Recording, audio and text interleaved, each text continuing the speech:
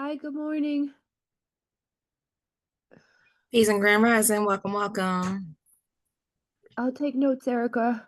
All righty, we're gonna get it started because I know it's a busy, busy Saturday. It's No King's Day. People are out and about expressing themselves, rightfully so. And so we want to get in and get out so we can enjoy the rest of our weekend and continue with the rest of this good work that we got going on. You can see my screen. Yes. Beautiful. Welcome, everybody, to the Community Caucus, the Ward F Community Caucus, where we discuss the council agenda items before the council votes. More importantly, before the council ask questions on Monday. Since the public is not allowed to engage on Monday, we like to engage with the public prior to so that Councilman Gilmore can speak on the behalf of the community and so that the community can have time to review agenda items and prepare their statements if they wish to speak on Wednesdays. Let me go ahead and open up this waiting room. So I especially invited some people from the community because I want to make sure that we had some stakeholders in the room who might have some background information on some of the agenda items that we're going to discuss today. And so let's get into it. Let me actually, sorry. And yes, you can record, you can take notes. We welcome all of that. And I just want to turn the waiting room off so that people can come in.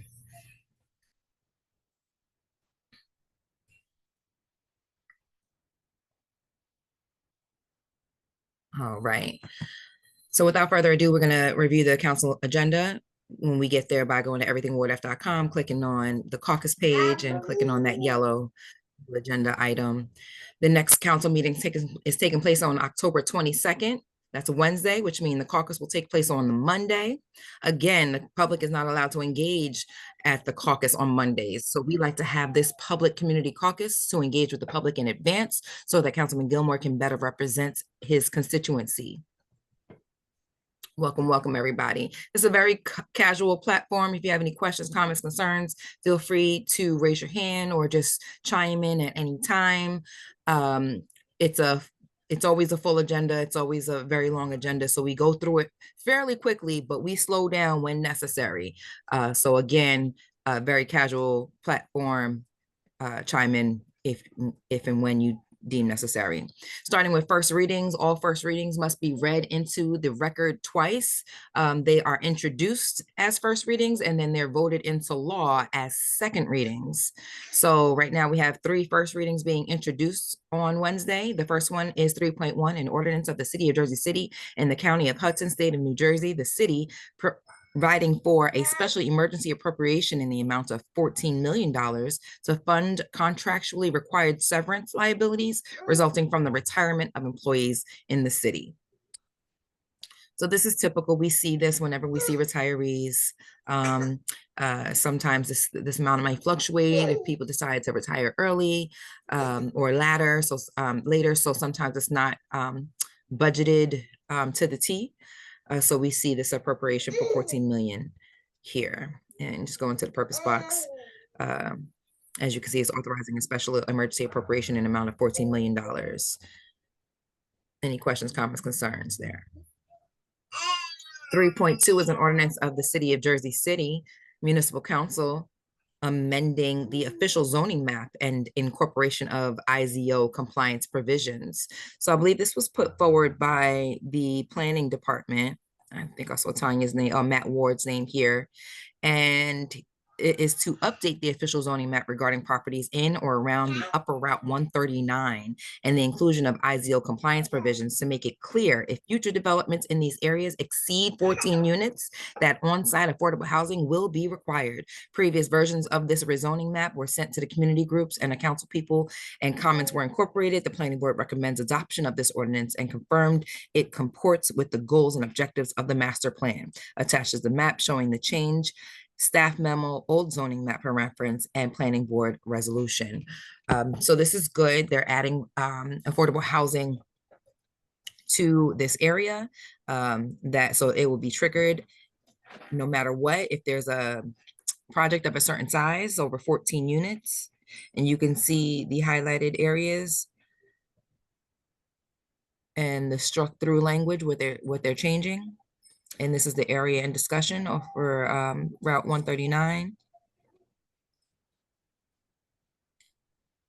On to the next. 3.3, an ordinance amending and supplementing Chapter 90 animals to ban the retail sales of dogs, cats, and rabbits in pet stores within Jersey City. I reviewed this earlier, and I think they're missing a word here because it's not banning the sale of all animals, just the sale of mill dogs. So these are animals that are created in mass production, basically, for lack of better words.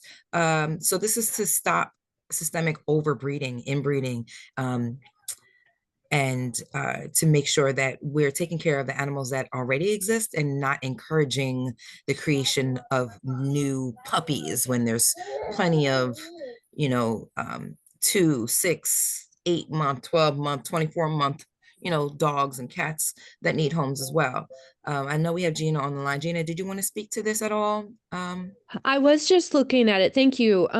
Yeah, it's I'm gonna reread it, but it does sound like they allow for it says the term pet shop does not include a person who sells or offers for sale only those animals that the person has bred and raised. So they might be allowing for those occasional sales. But Right. sorry, go ahead. Right. This is just not for the when there's a factory producing, Yep. breeding animals. But yeah, the personal sale, I believe is still And acceptable. it's saying what I like about this is it also does specify that this doesn't actually affect any existing businesses in the city. So it's not like we're gonna Okay. turn around and go enforce like crazy because it sounds like this is more of a preventative measure Preventative. to make sure that nothing like that comes back to our city. Beautiful. Thank you, Gina. Yeah. 3.4 is an ordinance amending Chapter 188, housing accommodations and affordable housing compliance. Go to the purpose box. I believe this is the one that was put forth by Tanya. Oh, I went too far down.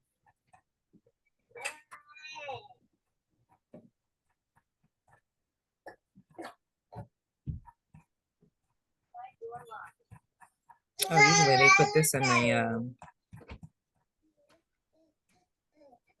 there we go. Okay, they did not summarize it. 188 housing accommodations and affordable housing compliance. This was put forward by Genevieve Gazon, the director in affordable housing. So let's see if we can break this down.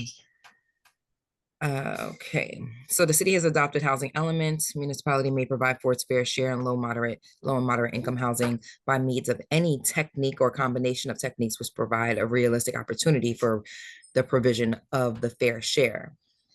And then city council wishes to ensure that the city grows and attracts market rate residential development that also provides opportunity for city to meet its residents' current, future, and affordable housing needs.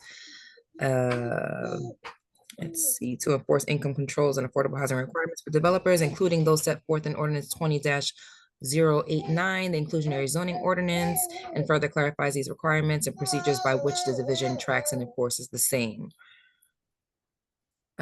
The Community Affairs recently adopted amendments to the regulations governing affordable housing monitored by New Jersey Housing and Mortgage Finance Agency set forth at NJAC, after which regulations, the affordability requirements and procedures set forth in chapters 187 and 188 of the code were largely modeled and otherwise harmonized.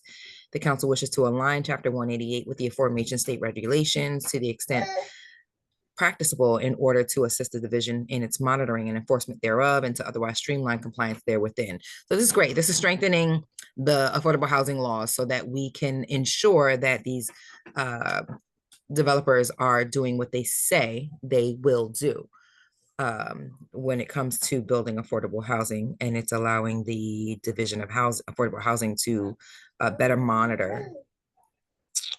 And we have an affirmative marketing plan. That's so necessary because a lot of times people do not know, and that is more than half of the battle is not knowing.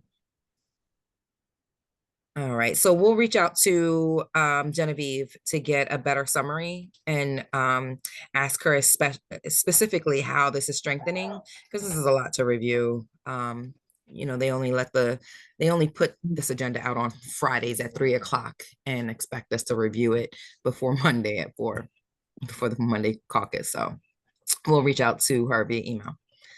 3.5 is an ordinance amending Chapter 345 of the Municipal Code and the Municipal Zoning Map to create the Hackensack River Greenway Overlay District.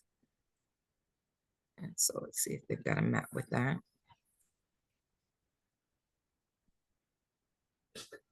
So it's coordinating private development and the creation of maintenance and operation of the Hackensack River Greenway.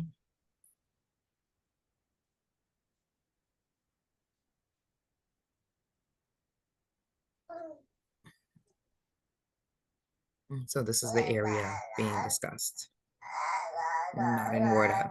So.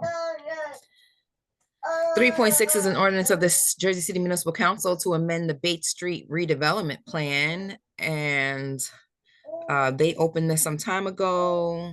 They did reach out to our office. I need to review some of the emails and some of the meetings, because this was a couple months ago that we met regarding the Bates Street redevelopment plan. But it's amending it to include affordable housing. So always love when we're including affordable housing and development plans. Do we know if it's extending any sort of abatements or anything? No, it's allowing for, so when we allow for affordable housing, we're basically also allowing for the IZO to be triggered in a certain area. So if they want to build, say the area is only zoned for 12 stories and they want to go higher. If they go higher, then they're triggering the IZO, which means they automatically have to include affordable housing in those additional units. So right now the IZO is 15 to 20% and some 15%. We try to push for 20%. These are minimum requirements. So here we go. Good. Someone actually completed the purpose box. Great. So this is to direct the planning board to prepare an amendment or revision pursuant to NJSA 40A for the redevelopment plan, a designated redevelopment area. The planning board, during its preparation of the amendment or revision to the redevelopment plan, will determine if Chapter 187 inclusionary zoning is applicable. The planning board shall conduct a public hearing, and this is past tense because they did this already. This is them coming back to us with the amendment. After completing the amendment or revision to the redevelopment plan, the planning board shall transmit the proposed plan to the governing body for its adoption, which is what this is. The governing body, when considering the proposed plan, may amend or revise a portion of the proposed redevelopment plan by an affirmative vote of the majority of its full authorized membership and shall record its minutes. Okay, this is just telling us how this is telling us how redevelopment plans get amended, but this is not telling us the specific amendment related to adding affordability. But great question. Gina, we'll get confirmation to make sure this isn't extending any abatements in the name of affordability. Because that last abatement that passed from a mere 15% affordability was atrocious. Shameful. And thankfully Councilman Solomon did speak up and said this is the first time, and we should check that it's accurate, but that's the first time that an abatement has been passed for less than 20% affordability. So that was the first time that we passed an abatement that was just at the minimum, the bare minimum of 15%. And the 15% that they were already obligated to do. So it's not Exactly. like they added any more affordable units in exchange for the abatement. They had already triggered the IZO, referring to the Golden Cicada property. I believe that was that property. Okay, 3.7, because I know we're all here for second readings. I am. But let's get through these first readings. These are all merely being introduced, and then they will become law after they are voted on the second time. But 3.7 is an ordinance authorizing a settlement agreement to settle the litigation surrounding the 6th Street embankment. Council members did have a closed session with regards to the 6th Street embankment settlement. This has been a long time coming. And after the settlement, they'll finally be able to work on the property and enhance that.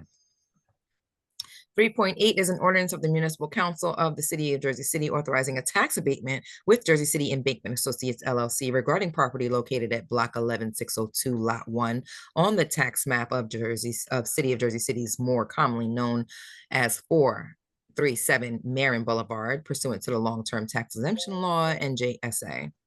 So the embankment, we all know this is a huge piece of public land or a public improvement that is taking place, and a lot of work needs to be done on this property. I honestly don't know all the specifics regarding it because this is way before my time. But I know it's been in litigation for some time now, and I know the people are very happy that it is coming to an end. So it won't be dilapidated land. But we can ask for a summary of what this pilot looks like and how it affects taxes and how much taxes we're losing with regards to this pilot. It's going to generate 400 to 500 construction jobs.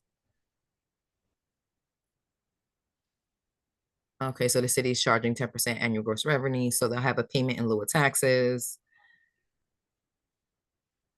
And they're paying $1 million into the Affordable Housing Trust Fund versus building affordable housing. Okay, so we'll have more time to look into that. As I mentioned, it's a first reading. So in time, we can take the time to digest that. Section 4, ordinances being read for the second time, second readings. 4.1 is an ordinance of the Municipal Council of the City of Jersey City amending Chapter 187, inclusionary zoning ordinance. So this is being edited to include converted hotel units so that not only will additional units have to be 15% affordable, but converted hotel units are specifically named so that there can't be a hole in the clause or a way for developers to get around the IZO by defining it as a hotel unit or converted hotel unit. So converted hotel units will also be will also have to follow the IZO law, and 15% of them will have to be affordable if they're converting hotel units to regular residential. 4.2 is an ordinance supplementing Chapter 332 Vehicles and Traffic, Article 2 Traffic Regulations, amending Section 332-9 stop intersections to designate various intersections into multi-way stop intersections. Very important to pay attention here because Bergen Avenue has lights. We're used to seeing lights to stop. Now you will see actual stop signs at the intersection of Kensington and Oak. So I asked the question, and I did send an email about how will the city roll out this new traffic traffic safety improvement, and how will we make it obvious that there's a new stop sign, because when people have been riding down Bergen Avenue for 30, 40, 50 years, you're going to need like flashing lights to make people aware of a new stop sign or a new speed hump or anything new in a city this old. Needs to have a rollout plan, a marketing rollout plan. So we've asked for that. Also on Broadway, Central Ave, and Martin Luther King on MLK, aka Jackson Ave, there's going to be a stop sign. Again, there are no stop signs along MLK. They're all stop lights. We've been asking for stop lights at the intersection of MLK and Myrtle Avenue for years. Rest in peace to James Cook, who was an advocate for this intersection getting some type of stop control signal. But we have to settle for a stop sign, it seems. So again, how will the city roll out this information, this heads up that there will not that constituents will not have to come to a complete stop at MLK and Myrtle, and you'll have to see the stop sign as opposed to a stop light, and also on Summit Avenue at Howie Fink Way, formerly Pershing Place. And 4.3, an ordinance authorizing the city of Jersey City to enter into a lease purchase agreement as leasee with Jackson Square Office LLC as leaseor for a 9-story office building to be constructed on block 22502, lots 36 through 37 between Orient Avenue and Kearney Avenue on Martin Luther King Drive, and ancillary improvements throughout Jackson Square. The ancillary improvements that they're talking about are a couple of parks and some brick facades, some arches in at the hub, now called the Annex. And this right here is the reason for the season. This is the one that has me hot. And I can only imagine what others have to say. But before I go into my spill, after introducing this, after its introduction, I really wanted to see what the community felt, and the community felt similarly to how I do and the Office of Councilman Gilmore does with regards to this $200 million deal. It's a rent to own deal. So this is talking about the land that's right across the street from the public safety building. It used to be called Container Village, where they had those, and I'll bring up a map.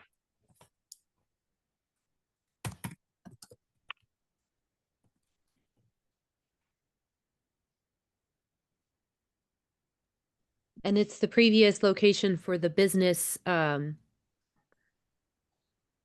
Container Village where, business accelerator, right? Yeah. right. So right next door to Dunkin' Donuts. So in this area right here, we used to, so sorry. Just moving too fast. So that, yes, there used to be Container Village, where you saw the containers and there were small businesses inside. They had to take classes at Rutgers and they had to get certified basically to host this, to have a small business in this area right here. There were about 4 containers, small businesses were operating. And I think they rotated out about every 6 months to a year. I don't know what happened to this program. I thought it was great. They had, music. They would have, I know Lady G's used to operate out of here with her food truck. It was really exciting. And then it stopped. And Ms. now, Waterman said they sold that, right, Gina? I've been talking about that because Tasty Treats came to me and told me that they took the spot away from them. And then they told me to go to Jackson because they said Michelle Mass is the one who introduced that project.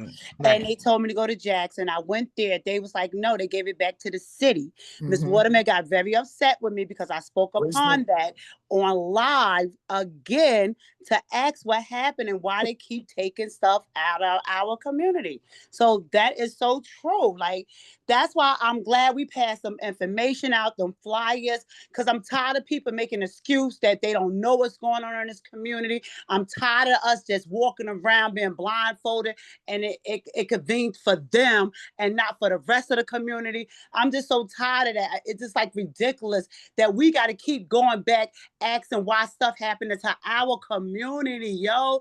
That's just so weird to me. Tina, the whole point of it is that somebody was stealing the money. And the bottom line of it is nobody is ever going to give you an example of what really happened or what is going on, because when you do some real digging and research, you're going to realize that the money that was supposed to be given and used for those spaces were never allocated properly. And instead, they created chaos amongst the individuals that were renting that space out to force them to leave because of the chaos. And that didn't start until Waterman's daughter became the director of that whole area. So when we ask these questions, just like it's a lot of other buildings that they gave out to entrepreneurs, and then after a year of them being there established, they took those properties back and gave them their money back. So it's a lot of stuff that goes on behind the scenes with entrepreneurs that they don't speak up about. But the reality of it is all of this stuff starts at the head, and it was being wiped away. They gave it to us for a little bit of time, enough to shut us up, and then they just took it away, and nobody paid attention. Nobody questioned it. They just went on about their business. Well, we questioning it and we want it all to come to the light. And we are calling for this vote right here, 4.3 to be taken off, either be voted down or taken off the agenda, because this is just too much money to vote on after with no community input. They haven't met with the community in over 10 years. So I want to do the due diligence and at least show you what they're proposing. So this isn't even the administration's proposal. This is a private entity's proposal that the administration is telling the council that is a good idea and we should run with it. So let me stop sharing my screen real quick so I can show you this, because it's Erica, while you're before you go into that, my issue with this whole situation is the fact that they keep taking from our community and try to mask it as if they're giving something to our community. This is going to cost us a fortune, a ton of money, and we all know who's making the money here. This isn't a good deal. This is a win-win for the owners of the property. The Right. renter, oh, like, come on Right. now. We know what this is. This is a last-second money grab for Fulton to take care of his people. That's all this is. This isn't going to benefit us. This isn't this project isn't good for us. We don't need that there. What we need are opportunities for people in our community to be able to have some economic, because where's the economic benefit to our community, to Ward F, to the people? How are we benefiting from this project? We're not. So why can't we take that property and create something where people have opportunities to build some economic wealth in our community? Everything here they're taking away and taking away from us. And the more they take away from us, the less opportunities that we have to grow as a community. I'm totally against this project. I don't think it's necessary. I just think it was thrown out there so people can make money, and you know what people I'm talking about. It definitely is. So for those who don't know, this plot of land is owned by the city. We own 351 MLK. I'm sorry, not was that 351? We own this plot of land. The deal that they're proposing is for us to give this land and rent it back from them to a private developer, so the private developer can build this building, and then we rent it back from them for 30 years, and then we own it. That is the most retarded, idiotic thing I have ever heard. And any council person that sit up there, that go and vote for this nonsense. It says it all. I see Erica is on here. So yes, I get it. Call all their behinds. I'm gonna be nice. Every last one of them who is for this project, and go and vote. And y'all want somebody to vote for you all to continue doing stupid stuff like this. And I'm sorry, every sitting council person that's up there and think this is a good deal. This is the reason where we are now. None of them should be voted back. I don't care who ticket they're on. I don't care. This is nothing good about this deal here. It's only good for Fulop and taking care of whoever else on his way out the door. In fact, this shouldn't even be on the agenda now. Let's come and revisit this in January, February, or March. They should have had asked our opinion before they even took the trial. Exactly. I did an interview before then, asking them not to. Again, Ms. Waterman asked me not to speak upon that. I'm glad she's not my boss. I'm glad Education Gilmore let us tell us how we feel about our community. That is so true.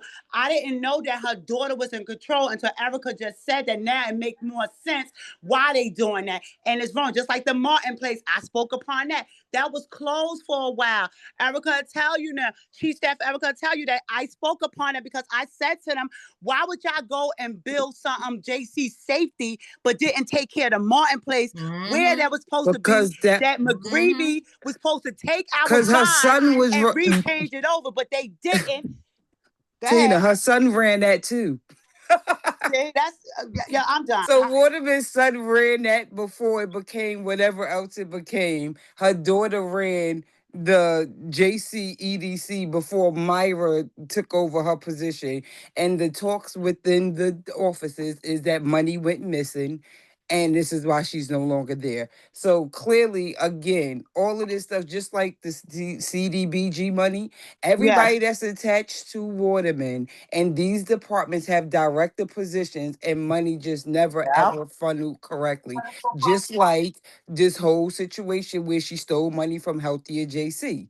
So again, she has created too much power. We have given her too much power, Yep. that she's That's done true. so much, and she's done stuff underhandedly under the table that I can't speak upon right now. But it's a lot of things that I've been hearing, and a lot, like I said, it's all about money that has gone missing. It is not little bits of money; it's a lot of money, and Yeah. nobody is saying nothing. They Nobody's messed up our questioning. community for a minute. So it's time for them to just go ahead. Like I told them, it's time for them to just go ahead and go, because y'all really did destroy us. Because right now, just like us doing this, I kind of my heart to educate people about this stuff. They could have did this. We would have been ahead of the game. But no, y'all destroyed us. So it's time for us to destroy y'all back.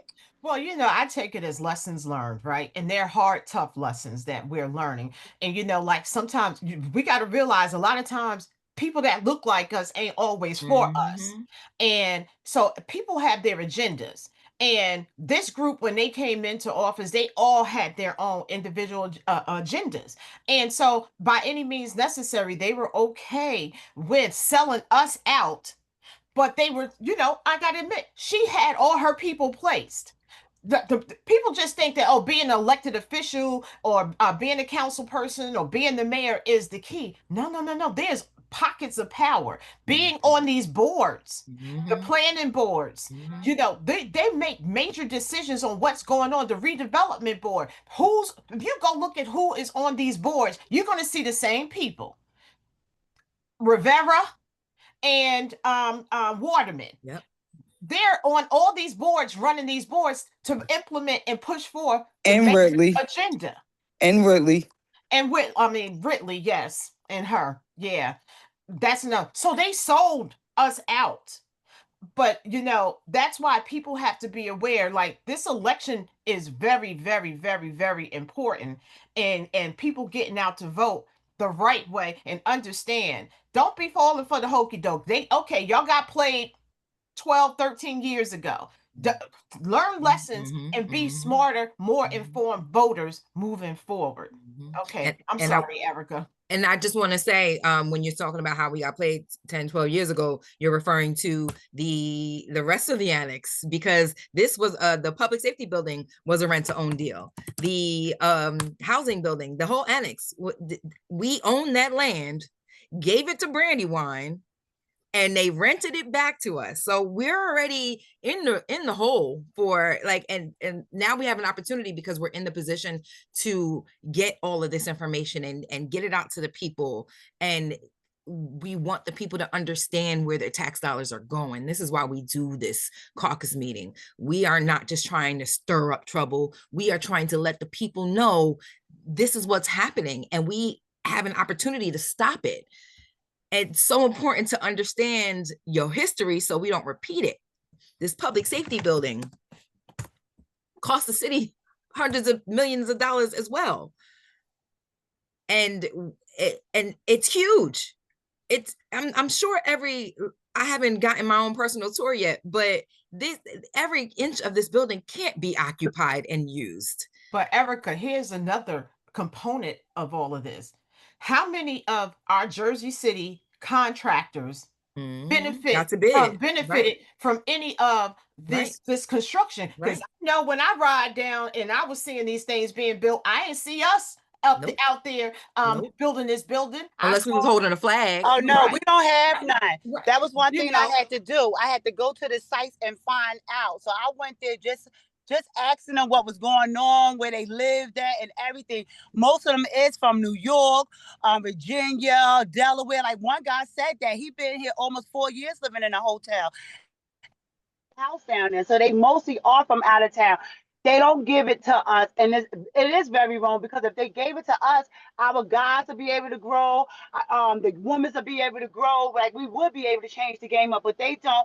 I had to do a boots on ground, and I had to walk around to every development and find out they live there, and they don't live here in our community. That's so true.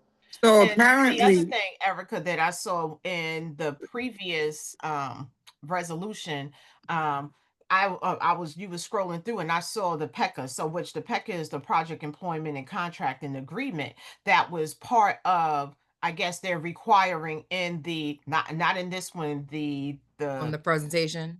yeah. And so that means that under the Project Employment and Contracting Agreement, they're supposed to put it like it's a set aside that's supposed to go to Jersey City, right? Jersey City contractors and Jersey City vendors and this, that, and the other. And how they try to play that is they go and bring in the trades union, right? And they'll bring in the Hudson County trades and say, oh, you know, they're really representing Jersey City. But when you go in further into it, you find out these union guys aren't Jersey City guys. If you have Jersey City guys that's in the union that they use as the prop to go to the council meeting and says, oh, don't take our jobs away, don't take our jobs away. But when the job gets started and you go to the site, because I know I was over economic development and I was over the tax abatements and I had to go and make sure that these people were actually employing. And when I would go out there and see and start marking names and getting addresses to do their payrolls and certify their payrolls, our Jersey City people weren't getting this work. They were faking the funk. They use them to go to these council meetings, and then afterwards, then they send them all the way out to Patterson and out in Bubble F somewhere, and all the work that's here is getting done by the other people. So apparently, and they're making the money here. Our people aren't making the money. So real quick. Here? So Okay. Apparently a lot of right, our contractors can't get contracts in Jersey City because, especially with the city, and these grants and all of this stuff, because of some Davis-Macon law or something like that. So because they don't have that, which is something regarding wages and things like that, but we have people that come to these council meetings and plead with our council members about being paid under the tables at these job sites. And y'all keep giving the same people the same contracts, but yet these same employees keep crying about, one, not being paid on time, two, being paid under the table, three, being made to work overtime but not being paid for their overtime. And our council members just kind of brush them off as if they don't even exist. And that's what they typically do at every meeting. These people will come up here and say their piece and say whatever it is going on and how they're affected by these things, but yet nobody takes accountability. Just like Full Up has taken jobs away from people that were working from Jersey City as contractors because they didn't vote for him or they didn't vote for his ticket. And so because of that, these people now have jobs in other states simply because jobs have been taken because Full Up has found out that they did not do the job, didn't vote for his ticket. So this is another thing, is why are we giving this mayor or these people and higher up so much power that they could dictate and determine what goes on within the city that we live in because somebody wasn't in favorable of them? Like, that doesn't make sense. One thing about this particular project too is that the original hub, Martin Luther King Shopping Plaza, embraced all that. In fact, the money that built that was a series of loans, not grants, loans that were geared towards community development. And many years before that, the city wanted to put municipal complexes up there, and the community came together and said, no, that's not what we want. We want something that's going to provide jobs, business opportunities, and place to shop.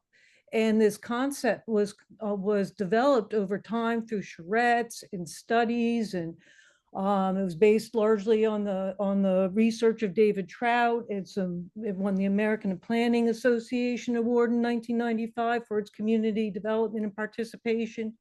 People gave up their land and their homes in that off the Central Railroad. That was an old African-American community of homeowners, and those that were still remaining gave up their homes under eminent domain to make this all possible. So there was a lot of sacrifice and there was a lot of success. If you remember, the Ponderosa restaurant, I believe, was employing 60 people alone. So they're building on a legacy and money that was dedicated towards economic development of the surrounding area. And just to feedback, particularly on Brandywine, because I think I saw this in the pitch deck there, Erica, that they're claiming that they had this amazing amount of community participation and people got jobs through their construction. So they're going to say that. Okay, all right. So yeah, that would be the politically correct thing to say when you're trying to get more of our money. But the reality is, through these deals, there has not been any economic benefit for the people in the community. And that is the problem, that nobody is enforcing to make sure. Now, yes, I want to say, for example, the minority contractors here. Yes, they don't, the requirements that's required to be able to maintain a project employment and contracting agreement, which Erica spoke on the Davis Beacon, requires that you have to have a minimum salary. A salary is set, and you have to do those certified payrolls. But whoever the contractor is and subcontractor, because our contractors here in Jersey City will only be subs. They can't sustain a project because they haven't reached that level. It takes a lot, and you have to have all your I's dotted, T's crossed, paperwork in place.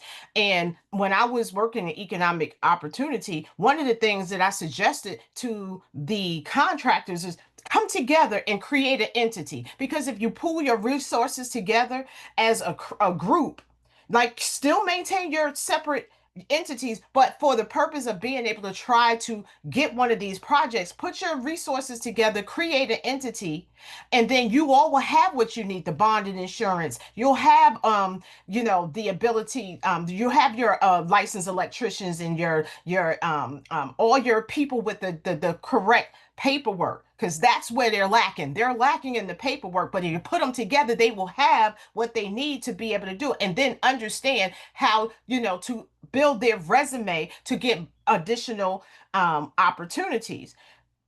But what happens is, a lot of times these contractors get in situations where they cannot sustain, because that minimum salary, they set them up to fail. I saw it myself with the West District. I was very much involved in that project there. I know exactly what happened and how it happened. And so we have to, moving forward, change the way we do things and do business here, and just educate people a little bit more on how to grow come together and get these opportunities that's there. I don't feel that projects should be coming into our community where our community is not benefiting from it. Can we also talk about how the task force seems to be against small businesses, preferably African American? And I can attest for that myself. When I opened up my event space back in 2022, I went through building like I was told, because I asked, you got to ask questions. Most of us don't like asking, but as y'all know, I like to ask a lot of questions. So I asked around other people that have open spaces to find out what it was that needed to be done. I was given the wrong information by the building department. I was also given the wrong information by the zoning department. Luckily, when you have good people that work places, they reach out to you when they see wrong is about to be done to you. So I wound up finding out that the task force was scheduled to come raid my venue. And so they told me not to be there. I didn't go. And they absolutely came about 10, 15 deep to come raid a space that just had a grand opening. Didn't even have any parties, didn't have anything. Called around to every local official there was in the city, because for the grand opening, we had Waterman, Angela, and Gilmore there. So when all of this happened and the city came out, took pictures, I want to know what's the issue. Nobody had an answer for me. They didn't understand what was going on. They didn't understand why it was happening. They didn't even know the language of what was going on. So in that event, had I not, one, had emails to trace back to show that the building department and zoning lied or didn't do their job properly, it probably would have took me 4 or 5 months just to get reopened because the city made a mistake. and there was nobody that you could go talk to. There's nobody that could sit down and say, this is what you need to do. This is what was wrong. This is none of it. There was absolutely nobody knowing anything. And that's a problem too, because yet here we are developing businesses in a city that we grew up in, thinking that, okay, we're bringing back or giving back to our city that brought us up. And then you guys strip it of us within less than 24, 48 hours over paperwork, but let y'all mess up on paperwork in the city. Right. We got to forgive and say, Right. we just got to wait until y'all figure it out. But Right. we get ticketed, we get fined before we even open, not understanding the amount of money we just put into these projects. And then when you have scum lords and there is nobody protecting tenants, and there's nobody protecting business owners against all of these bigger corporations, yet we pay the most and we get the least help, the least assistance. And then we get looked at when we go into these meetings where we're being violated, like we're on trial, going to jail for the rest of our lives. Erica, like you said, the city has not been supporting small businesses, small minority businesses the way that it should be. It's despicable. Like the EDC, JDC, EDC, we saw in the Google Maps, and you see it when you walk down MLK. Like they've had several different homes, but what have they really done for the community? And why not build upon this small building? Why build a whole new 7-story tower for a company that doesn't even have proof of concept for what they want to initiate here? It's a land grab. It's a deal that automatically puts land and money into a private developer's pockets with no oversight, because when you do a rent-to-own deal versus a bond, there is no oversight. None whatsoever. You don't have to have any further community meetings. So I don't want to take up too much more of everybody's time. I do want to stay on subject because this is coming to vote, and I just want people to use this opportunity to call your council people, all of them, the at-large ones, whether they're in A, E, F, B, C, D, call them all and tell them to vote no. Councilman Gilmore will be speaking to each of the council representatives, but we also need the community to also support the council office, because this administration makes it seem like our office is anti-development. We are not anti-development. We are pro-community development. Come to the community. Don't put this plan before us and you haven't had a single community meeting in over 10 years. And in the name of the Jackson brothers. That's the other thing that got me hot, because you have the nerve, the audacity to say this is in the name of the community and we want to honor the Jackson brothers with a mere statue, when the Jackson brothers were all about economic empowerment. Again, how is this empowering the community? How has the public safety building economically empowered the community? How has the annex economically empowered the community? The council people don't even operate out of here. Councilman Gilmore is the only council person that is consistently in this office in the annex. It is wasted space with the mayor's name on it. And I don't even know the mayor's ever stepped foot in the last couple of years. So again, I do want everybody to be able to say their piece on this $200 million plan, this rent-to-own plan that in its current set, this model calls for no community input, but leaves the city on the hook for $200 million over the next 30 years. It goes from $5 million a year, balloons to $9 million a year in that 25th to 30th year. And it's just not a decision that we need to be making right now. Why? Why now? Why now? I know why, because Philip's on his way out and he's trying to make his friends money while he can. This needs to be taken off the agenda or voted down. That's my piece. What say you? I'll let anybody else have table. They can table it. On. Table it to next year. And so just to remind all of us, right, this is, I think pretty much everybody on this call probably already knows very well, but for anybody who doesn't, this is an opportunity for us to speak, right? Because this is a second reading, so there's Correct. a public hearing that'll happen. Always great, I think personally, for us to get on the record the largest volume of people that we can speaking against it in chambers on the record. So for anybody who can come on Wednesday, 6 p.m., to the city council meeting, that would be huge, right? To have a turnout of folks who are speaking against this, especially calling out the hypocrisy of some people on this council. Council President Waterman, 2 weeks ago during the budget passing of the budget, literally got up there and said, we can't keep plugging holes in the budget with, quick sales of city land. And so she's trying to, and I'm seeing it at the mayoral debates, right? She's trying to, as a part of her candidacy for mayor, she's trying to paint herself in this light like she's some champion for affordable housing, and like she wants to protect the city's assets and make them work for the community. And yet here we are with another full up initiative. So, again, we'll continue to challenge her and others not to support these types of things. They may continue to ignore us, but at least we then get it on the record that we've opposed it, and we can continue to fight because there's something to stand on. Do you know how they voted on the first ordinance, Erica, on this? Yes, the first reading passed, it was introduced, and so now it's a second reading. Do you know who voted what? Oh, okay. Maureen Pewlings in B, Bogiano in C, Gilmore, and whom else? Let me go to the notes real quick. I can tell you. They voted no. So if we go to, and everyone can access these notes. Again, you saw everything Ward F, click on 2025 Community Caucus meeting notes. This is for the public. We are transparent to the T. And I really wish we would have got to see this debate, because people try to say that we're not transparent. And it's like, we have the receipts. Every meeting, we take notes. We hold this caucus meeting. We talk about all the agenda items. We write down the community's feedback. So let me go to the last meeting, October 8th, and it was 3.4 last, and it'll show you who voted how.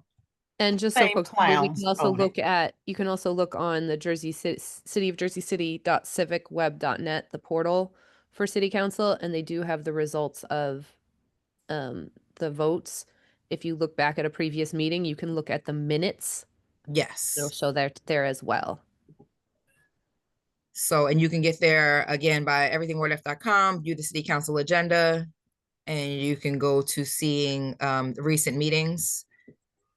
And then they have municipal code, public contracts, public notices, and agenda minutes here with the archives. So going back to this, you can see that Ridley voted for it. Hullings voted against it. Bogiano against it. Soleil voted for it. Solomon voted for it. Gilmore voted against it. DeGise voted for it. Rivera for it. Waterman for it. And oftentimes we will introduce stuff that we know we want to vote down afterwards. We introduce it so that we can have that public hearing, right? And when we'll introduce it to see if we can change it at all before the second vote, before the final vote. But this right here, this isn't that. There's not enough time to make this just for the community as is, how it is now. There's many conversations that need to take place. There's a lot of questions, a lot of red flags about this deal. And frankly, we just don't have time to dissect all of them. But at the least, what we can do is say, hey, not right now. It's election season, it's campaign season. We're about to switch leadership. Let the new leaders talk about this, not these current ones, because we're done doing Philip spitting. We're done. Philip's out. Anybody else before we move on? So I'm now looking back at this. Say again, Erica, because now I am looking at the record on that City of Jersey City. Yeah, I'm showing it. Do you not see it on my screen? No, I'm seeing what you're seeing, which is awesome. But what I'm looking at on the minutes, it actually says Bogiano, Solomon, and Gilmore nay. So we may have to check in with Sean. Some things got recorded wrongly from the last meeting with the substitute city clerk. So we may want to, I'm going to double check that and then put it in an email. Go back to the recording that's too. Inaccurate. Yep. And we also have a link to all previous council meetings and caucus meetings. on our page as well. So yeah, I'm definitely gonna go back to the recording myself, and I'll send a note to the BA. Can you screenshot that and send it to me? Yes, I can. Thank you. Absolutely. Okay. With that said, we will move on to the rest of the agenda. The rest of the agenda are resolutions. That's how we spend our money. So far, we have 50. Oh, that's another thing I want to say. 16 people signed up to speak. I would suggest if you're coming to the council meeting to talk on this at the public hearing, you don't have to sign up to speak for second readings. But if you're here, go ahead and sign up to speak and get your extra 3 minutes, because dependent on how they vote, you're going to want to speak. You're going to want to talk back. And after they vote, you're not allowed to talk, right? Unless you signed up to speak. So I like signing up to speak just in case I had something to say about how they voted on the first readings or second readings. So again, you can go to everythingwardf.com, click on that caucus page, community caucus page, and this nice blue button here. You can sign up to speak at City Hall. Do that right now, because Portside still shows up at every council meeting, and they come at least 12 deep, 12 to 24 deep. So you'll want to get on the list before they start their show, because their show is about an hour and a half long. All right. Moving right along. Thank you everybody for your input on that. And I really, please tell a friend to come to the council meeting and the caucus meeting to learn more about how your city council representatives represent you. And I'll put the link in the chat as well for folks to sign up to speak. Beautiful. Thank you. Yep. 10.1 is a resolution to cancel tax sale certificates 2009-1615 and 2018-0602 sold in error, and JCMUA to refund the purchase funds to Pat Carabellis and Abuscus 2 Assets LLC. How we sell a tax sale by mistake. So now we have to refund the purchase funds. How much is that? What is the amount that we have to refund? Sold in error, canceled, shall refund the purchase for tax. All right, there is no backup, no data, no. How much? What's the refund? How expensive is this error? And what specifically was the error? Like, did we catch it? How do we make sure this doesn't happen again? 10.2 is a resolution authorizing the acceptance of, if this is your first time coming to a caucus, apologies. All the questions that we ask, we then turn into emails and send to the person's presenting. So here you see the project manager is Omni Aviv, senior management assistant. So if we have questions about the resolution, we send an email to the person presenting it along with their director. So we don't just ask questions and do nothing with it. This is not just a conversation to gossip. This is organizing and strategizing how we respond and how we represent our constituency. 10.2 is a resolution authorizing the acceptance of grant funding from the Hudson County Open Space, Recreation, and Historic Preservation Trust Fund for Lowe's Theater exterior rehabilitation. So this grant fund is in the amount of $500,000 for exterior rehab.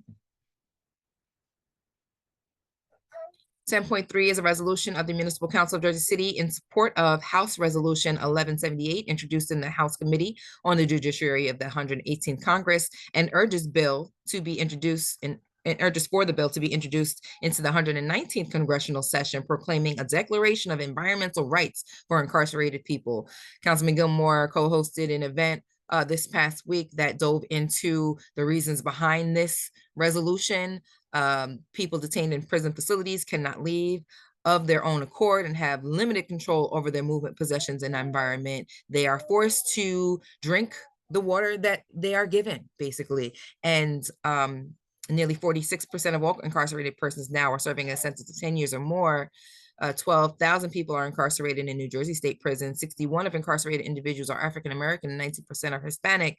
These individuals are placed in an overburdens of incarceration facilities where they are often experience elevated rates of respiratory issues, cardiovascular diseases, and other chronic health conditions due to prolonged exposure to environmental pollutants, including toxic emissions from nearby industrial facilities and transportation corridors. So basically, we are urging the government to do something about this, to make sure that those who are incarcerated are also treated as human beings, because they have rights too, or should at least have rights to clean water and healthy environments.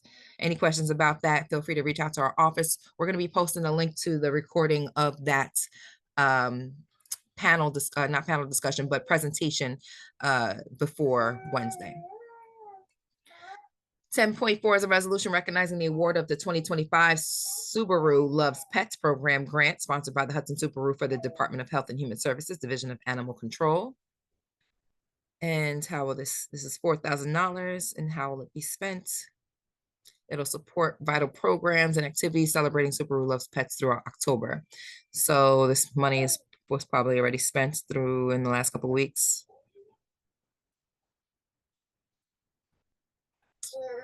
All right, 10.5 is a resolution accepting the award of the Age-Friendly Grants Program from New Jersey Department of Health and Human Services for the Jersey City Department of Health and Human Services Division of Senior Affairs. So to benefit support development plans for the Collier Senior Center. Great. 10.6 is a resolution of the Municipal Council of the City of Jersey City authorizing the acceptance of additional grant funding from the County of Hudson Department of Health and Human Services Office on Aging. So more senior funds, carrying over funds of $155,000 for a total new mid-year allocation of $425,000. And it's for the run of senior programming.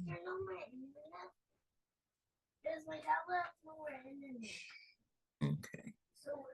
10.7 is a resolution recommending the award of an execution of a service agreement with Empower Retirement to administer the City of Jersey City's deferred compensation plan.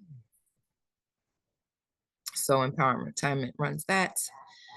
10.8 is a resolution authorizing the renewal of a contract with Brown & Brown Metro LLC as an extraordinary unspecifiable service to provide the City of Jersey City with insurance consulting services and to be the city's broker of record for obtaining and maintaining the city's dental benefits. My son wants to participate. Contract renewal is $60,000.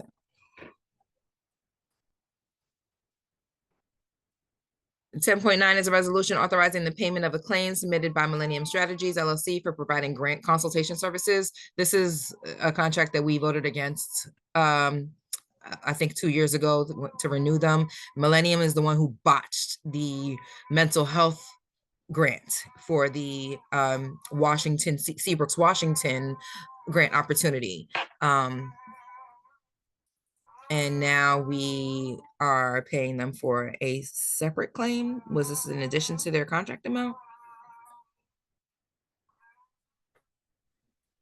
It looks like it's for services already rendered. Is this a part of their contract? It's saying outstanding invoices from June through September of this year.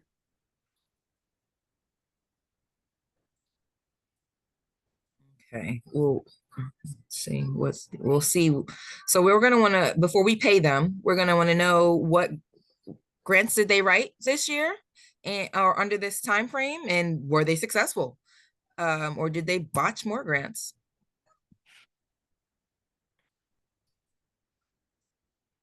All right, so we'll reach out to Kyle Greaves.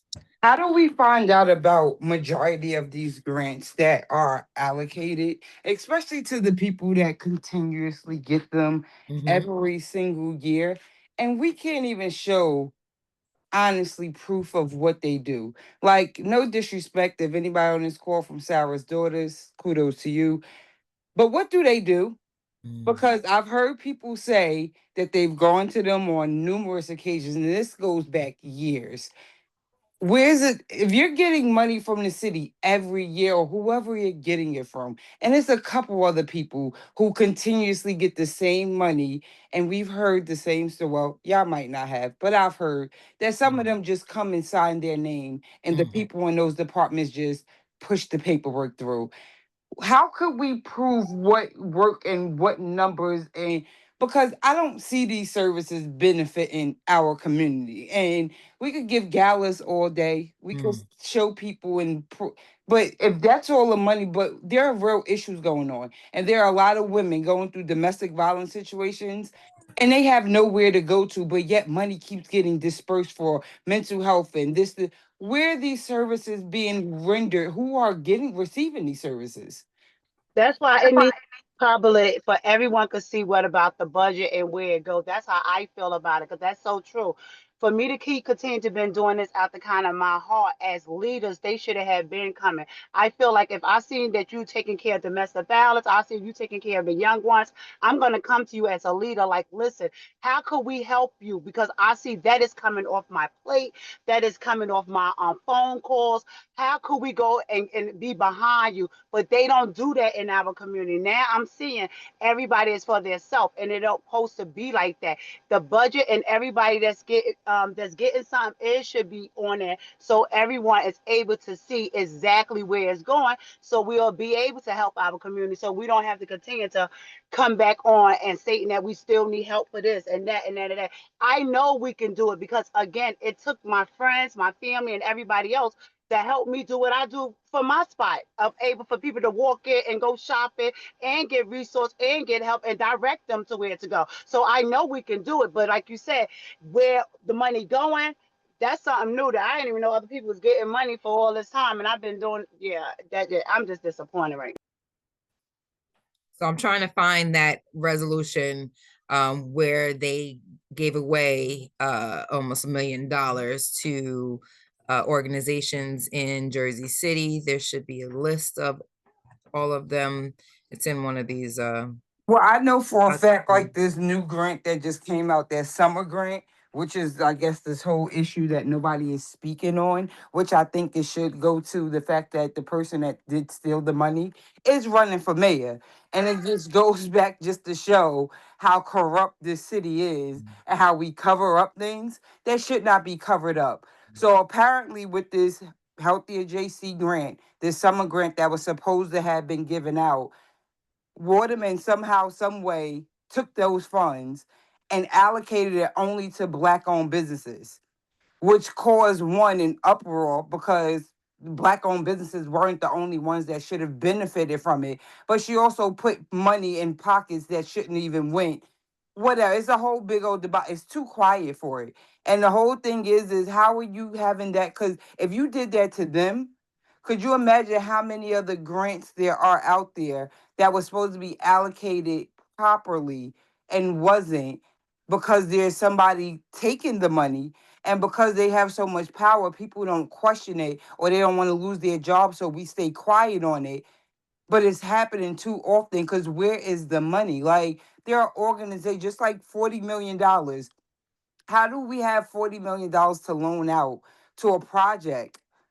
But yet we have projects that people are working on that could utilize that money to develop and redevelop their projects that they already started, where they showed proof of numbers, but we don't have access to this stuff. And then when we went to that JCRA meeting, they put it back on the council. They put it back on the mayor. They said, oh, the only way that you guys can even be referred to these funds is through your city council and your mayor. And so it's like at the end of the day, it's like we literally are we're in a rat chase. Like we're literally on this wheel and we just keep turning and turning and turning. Everybody just stays quiet. See, and again, people might get mad because I say certain things in different ways, but I don't say it to disrespect anybody. I say it to bring awareness that we're paying attention, that you no longer do what used to be done. And this is why I hold Gilmore accountable for not having his lives every week. Because on those lives, we learned a lot of stuff that we're learning now, but on a larger scale, and we understood it because it was on a conversation. We're conversational people. All of this jitter jatter and these words and all, nobody's reading all of this because it's too much. It's too right. much. That's why we try to break it down into layman's terms. But not everybody is on. It's only how many people on this call? 14. And again, it's not y'all fault because people should be on top of this, but we also know how these things play out too. But a lot of this stuff still is mute. and it should be loud, especially during this election time, because people need to literally be dismantled if we want to rebuild the city. And that's the only way that's going to happen. Right. Right. And Erica, thank you so much for joining, and thank you for everybody who is joining. And I understand, things happen. We have children, we have jobs, we have personal things, but our taxes we pay our taxes regardless, and we definitely need to follow how this government is spending our money, because they're gonna spend it regardless. And they try to sneak things on, they try to put things on the agenda at the last minute, they try to hide it in a bunch of in 200 pages. But that's why we need people in these positions that are going to be transparent and are going to break it down and bring it to the people, so that people can know exactly what is being voted on, and not just ignore it because it's just too much to read. So thank you, Erica, for that feedback, and we'll try to do even more of it. And where we just brought another person on our team to help us make some of these issues go viral, and try to meet people where they are on social media, on Twitter, on TikTok. We're trying to find somebody to do a TikTok page for us to make this stuff better digestible, right? Like, we got to meet people where they are and speak their language.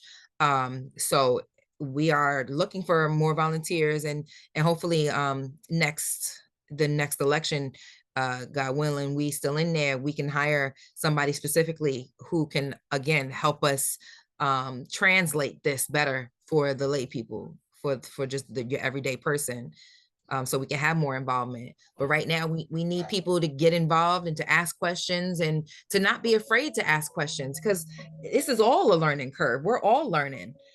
So, like, don't be ashamed if you don't know what this term means, or, we're learning it together. Let's look it up together. Let's learn together, and let's learn how to fight back together. The main thing is getting together so we can organize and strategize. The important part is having this conversation, and at least starting this conversation, so that we can empower ourselves and like Gina said, put how we feel on the record, so we don't go down in history like we didn't fight back. So I'll say this, because I do it anyway, right?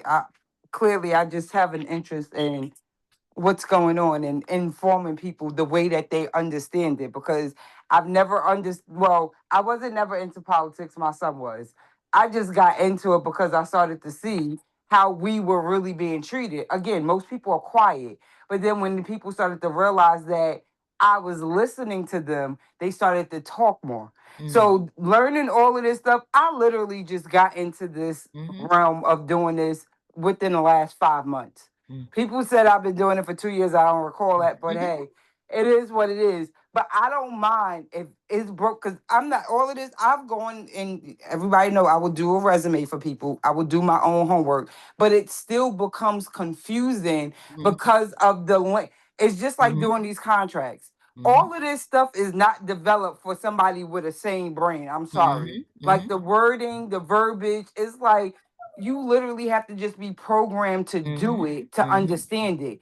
That's not how our brains work, though. And this is why we don't succeed in certain areas because of that. And that's okay, because that's the way we were taught, and it was purposely done like that. But I don't mind giving the information to people in the way that they understand, because being at the bar last night, to have people come up like, I'm only listening to politics because of you. Now I see that if I got your attention in the way that I'm saying it, cool. So how could I be you? I don't care about being, let me know. I want to know the real, but the surface level stuff is what people always try to give. And the surface level is the reason why we're here today, because we don't know the real ingredients. That's why we got to get the right information out there, not the bad information, because my son was calling me about information that be wrong. I don't like that, because I'm really in this community. I'm not behind no desk. I'm not sitting in my house texting. I'm not going on nobody's page. I'm right outside right now walking in the booth. So that's the part that get me. We so quickly to judge each other, but not really out there. I've been going to City Hall's meeting for years. Nobody was paying me no attention. I can bring my videos up of me going live because Erica was speaking. Wu told me to use my voice. Nobody wanted to hear it because everybody was doing their own thing. And it's okay now because I know I met Erica. You was doing candles at the time. I was working at Take a Village at the daycare and stuff like that. So I know exactly what you're talking about, who been in the community and who not been in the community, because that's so true. I've been in the community of what we supposed to been doing. But at that time, people wasn't ready to hear. Maybe now they are ready to. When we've been asked them 6 or 7 years, they wasn't paying no attention. Pray now that they'll get it together. Understand the way that it is. So this generation didn't understand. You got to understand how politics is. Politics starts and stops at home. So if you don't have grandparents that's into this or parents that's into this, how do you expect your kids to be into it? That's just the bottom line. Most people. Oh no, I know that. I taught my kids, 'cause I came from Alabama. My grandfather's brother arm got cut off, so my kids knew at an early age that we had to vote. I don't give a damn if you didn't like that person. I don't care none of that. But you're gonna get out there and you're gonna make yourself count as a number. So you was actually right. But that's up from the community to educate us and help us out, and we was doing that. But nobody wanted to pay us no attention. That's the truth, Erica. Nobody wanted to pay us no attention. But we can't keep dwelling on what they didn't do. That. So Even when moving let's move forward. Right. Moving forward, we get all of that, Tina.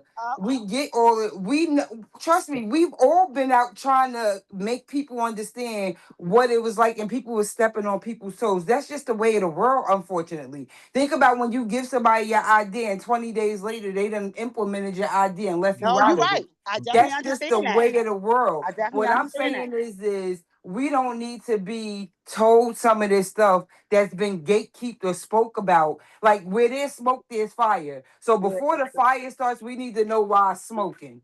And we're not knowing that until election time. Like how, again, with James Solomon coming out telling us about $10 lands, how long did you know about these $10 lands that we didn't know about? We've been talking about it, though. That's what we're trying to say. Like, if you, unfortunately, if you don't come to the council meetings, you're not gonna know. Yes, if you don't come to the community caucus, you're not gonna know. But if you don't follow everything Ward F, you're not gonna know. But here's the thing: even if you put it on Twitter, even if you put it, like, everybody's not gonna see every tweet, everybody's not gonna see every post. We need to continue having these meetings. We need to continue showing up. Come to the caucus.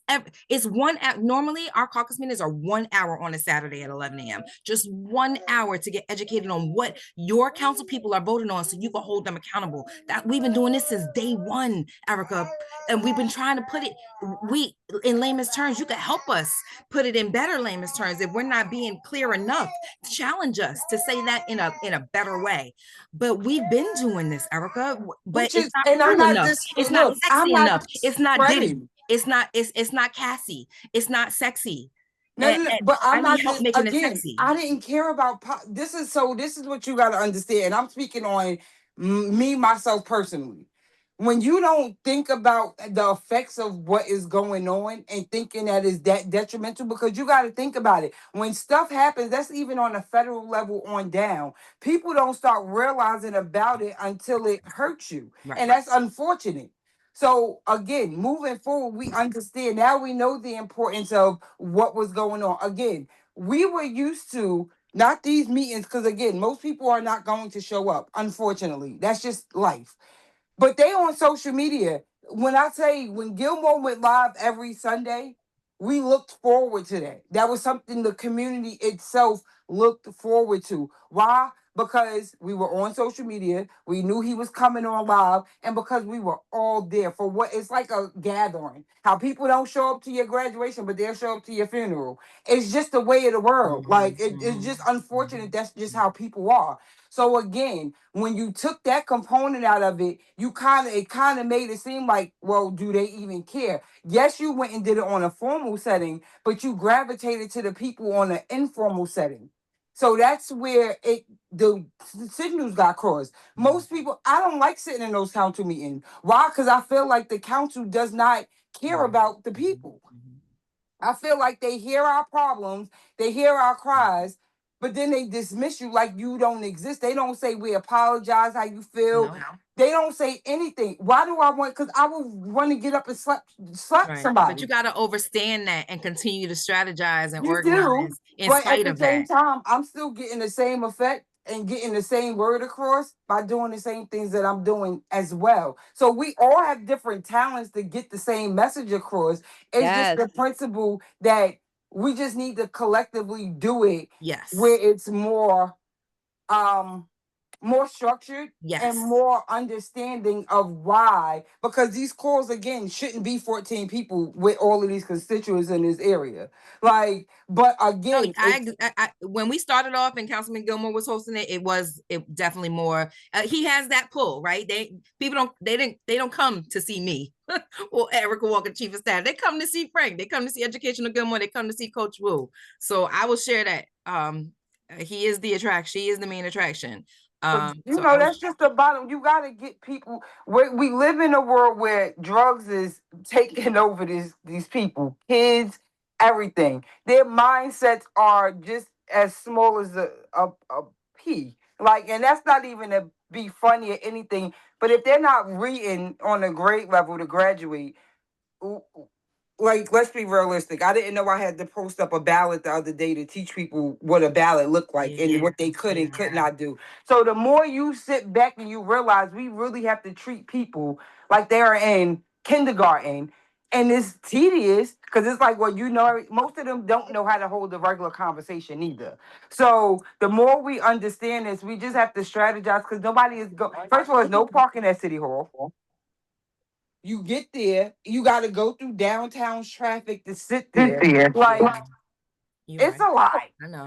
I know. So I think we just need to all come together, those that really want to do it and do what because like Tina said, I've learned a lot from Tina. When Tina go live and say what she says, I learn a lot. Why? Because she's speaking in the language that makes me want to listen to it and want to be a part of the conversation.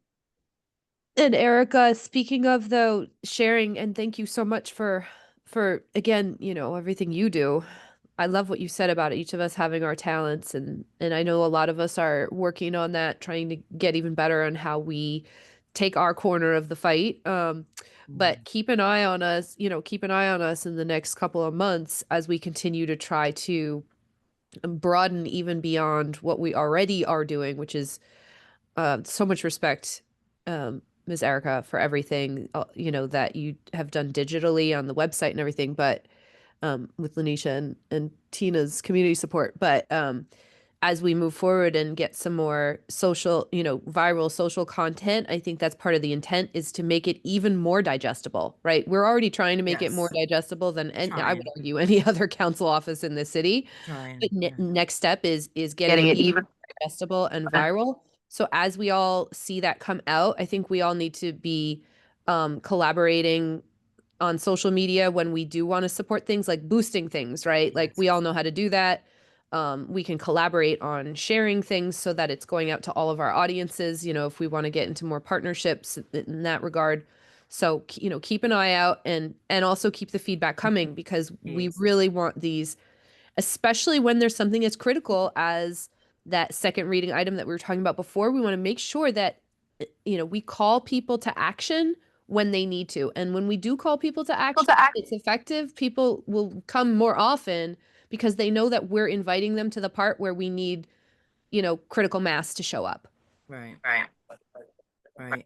Yeah. I mean, we have these caucuses so that we can comb through it with a fine-tooth comb and see these red flags and make the community aware of when they need to organize and fight, like with the one-way scenario. Like, someone mentioned, oh, Frank knew about the one-way thing 4 years ago. And he said the same thing to Mayor Fuller 4 years ago, have a community meeting. He didn't want to have a community meeting, so he took it off he deaded the idea that one way was deaded because there was no community meeting 4 years ago. But but Philip came back with a tweet, the audacity to put out a tweet and say, I'm going forward with it anyway. And with no community meeting again. So it's like we do try to bring what we know to the community when we see that there is something that is time sensitive or something that like when they trying to bring this BS to the council, because a lot of BS happens behind closed doors that people don't even know about, because it would take forever. Like we need to write a book, right, about all the BS that we don't even get an opportunity to talk about. But when the BS comes to vote, or when we know something's coming to vote, we definitely bring it to the people, because we know the people have a right to have their voice included, not just heard, but considered. This council, a majority of them don't even consider the people's voice when it's time to vote. They have their minds made up already. But we, again, want to let the people know, especially during this critical election season, before people get reelected or before their friends get elected, see how they've been inappropriately representing their constituents in all this time. June? I thought I heard. Hi, Miss June. Welcome. Can you hear me? Yes. You know, I can't see. I don't know how to operate Zoom on the telephone, so please excuse me. I'm You have to usually swipe. I'm usually on my computer. I had to come down to the No Kings rally protest here at City Hall, so I'm trying to do both. But I was just listening to you guys going back and forth and debating, and I got to tell you, there's some great ideas in what was said, from Tina to Erica. I think Gina was in that conversation as well. It almost says, let's start a civic association and go on social media with that.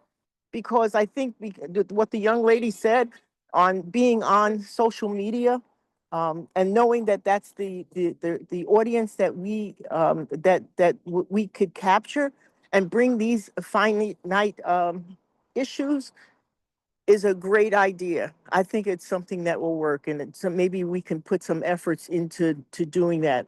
And me, as a leader in the Lafayette section of Jersey City, it's really hard. It's been hard for me to stay abreast on every single issue. I spent 20 years going to council and caucus meetings, trying to develop the Lafayette section and the redevelopment plan.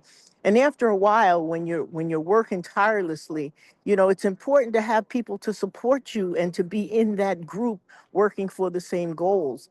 My issues in Lafayette are many. Not only do we fight City Hall, but we're fighting residents, and we have incoming people that want to demand how our neighborhood should be, opposed to learning how it was, where we came from and where we're going.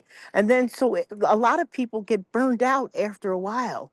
I'm one of them. And now I'm at a point where, you know, I have to worry about my health, my age, my spouse, and so many other things that the city has put upon us. One is the burden of taxes and increased water bills. There's just so many things that one have to deal with. And you're right. All of you are right. We have to stay on top of this stuff. Erica, you mentioned earlier about the one-way street from Bramhall and Pacific. I was in that situation where I was trying to say something. I couldn't figure out what was going on with the phone. But you're right. And the Councilwoman Ridley, if she said it again, that she dealt with the community, she did not. We had this issue before. This is not the first time it's coming up. So I will alert the community on this issue, something she doesn't do. She doesn't even respect the fact that we have an ordinance that says that she should notify the organization so that we can notify the people. Again, that's a sign of what we've been dealing with this council and administration. And you're right. We have to get people out on bring them up on the issues, especially since it's voting season, and make them accountable. I don't know where we're going to be if we have to deal with the same things again the next 4 years as the council. I'm sure we're going to have a different mayor, but Mayor Fulop is going to make sure he works with folk to be able to handpick and do what they have to do for him, for his people. So thank you for giving me the time to speak. And I will be making a special effort going forward to alert people, and at least if I can't get on, to get other people on the caucus, the meeting, whatever social media there is going forward. And I got to tell you, I think that you all have done a fantastic job on the newsletter and do everything Ward F. I hear people talking over and over and over again how much they appreciate the information that they've been getting from those resources. Thank you. And the momentum is just Thank building. you. Thank you. And Erica, I welcome you to, be a consultant or, a liaison to help us translate what we're trying to say so that the community can understand it and get excited. Because we need all the help we could get. We want people to understand how critical all these council decisions are. So I welcome all that support, Erica. And I'm here to help. I don't mind it because clearly, like I said, I went and got my DV advocacy certification because I didn't realize people was just this dumb about domestic. Sorry. I'm so sorry. I pressed a button by mistake. Unmute yourself, Erica. Oh, it's okay. Okay. And, so I don't mind. Like I said, I didn't know it was this bad. I didn't realize it was just this horrible. But it is what it is. It's a learning stage, and we just got to do it. But I also feel like it's too many seasoned folks, and not Miss June, because you give out information, but it's too many seasoned folks holding up seats that they need to let go and pass the torch and let people fresh new minds and ideas come in and do the work, because our NAACP, they don't stand up for anybody. This Black Action Network, I didn't even know some of these people was even on these boards, but like I say, as long as they give a luncheon and a gathering, that's the only time we see them doing anything. And it's just like, that's not helping us. Like, y'all are supposed to be telling us what's going on, what's our rights, what's our laws. Y'all supposed to be taking this stuff. Y'all supposed to advocate on our behalf, and y'all aren't. But then y'all want us to support and donate. It's like, what am I donating for? So you can get paid? Well said. Well said. All right. I'm going to get through the rest of this. We only have a couple more resolutions on the agenda. So I just want to finish that out, and then we can get back to a general conversation, just so I can close that out for anybody who's here for the rest of the council meeting agenda. 10.10 is a resolution of the municipal council authorizing the tax assessor to cancel real estate taxes on block 11611 lot 1.02 on 135 Washington Street, as the property was acquired by the city of Jersey City.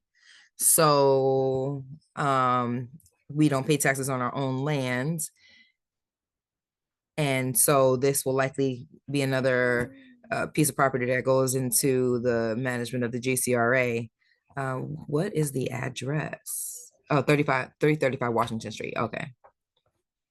1011 is a resolution of the municipal council authorizing the tax assessor to cancel real estate taxes on block 11506. That's 155 Bay Street, as designated unit and theater have been acquired by the city of Jersey City.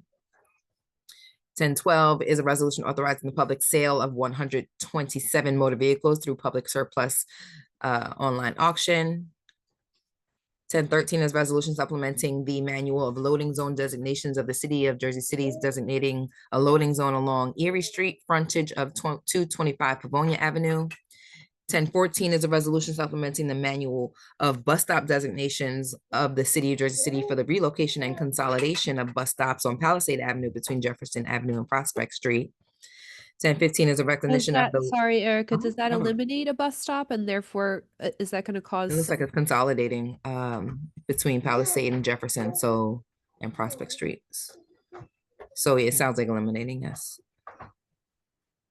My only concern would be folks who have ambulatory issues who might depend on bus stops, but if they're too close to each other, that also makes sense. I'm not sure. Okay, so Councilman Rivera's office received complaints from constituents in response to the striping of the bus stop that occurred with recent repaving of the street. The proposed changes were shared with New Jersey Transit, who does not have any concerns with the proposed consolidation of these stops. It looks like one of the stops was relocated. So it sounds like we're accommodating complaints from car users and not considering maybe public transit users who might actually depend on that extra stop. Because if Rivera's getting complaints about the traffic flow on that, then that's probably some loud people in cars, but just just before we consider this, I would, that would be my question. I'll add it to the notes if that's okay. Yes, please. Yeah, they didn't include any maps. It would have been nice to see that physically. Again, which goes to Erica's point, like make it easy for us to understand exactly what's happening. Give us a map, show us where the bus stop's leaving, where it's going to, tell us why. Make it easy for us to support this. If you want the community support, if you want the council support. Is there any information in there, Erica, on like the usage of that particular stop? It is not, there is not. There is, Okay. there's limited backup data. I'd love to see that before we get rid of a bus stop. Yes. So yes, please add And a that to the community request. meeting. I mean, there should even be a community meeting on those blocks or something. Right, regarding the users, have you polled the users of this bus stop? So yes, please add that to the notes and we'll send an email to Rivera's office and Jennifer Wong's office. 10:15 is recognizing the legacy of the Church of God in Christ Temple and its founding and current leaders. Located at 54 Harrison. Expanded to 405 Municipal. Okay, so this is a resolution recognizing that creation, and 10.16 is recognizing the life ministry and consecration of Bishop Dr. Eddie F. Williams Jr., who was the pastor of the Church of God in Christ Temple. Okay. I also want to say rest in peace to DJ Wimpy B. We did, fortunately, we got a chance to give him his flowers while he was still with us, as we recognized him as part of the Black Music Month last year. But for those who did not know of his passing, he passed recently. With that said, the rest of the items are deferred or tabled as of October 22nd. And hopefully 4.3 will be deferred or tabled or voted down as well. Any other last minute thoughts, concerns, suggestions, or just general questions you have for the Office of Councilman Gilmore?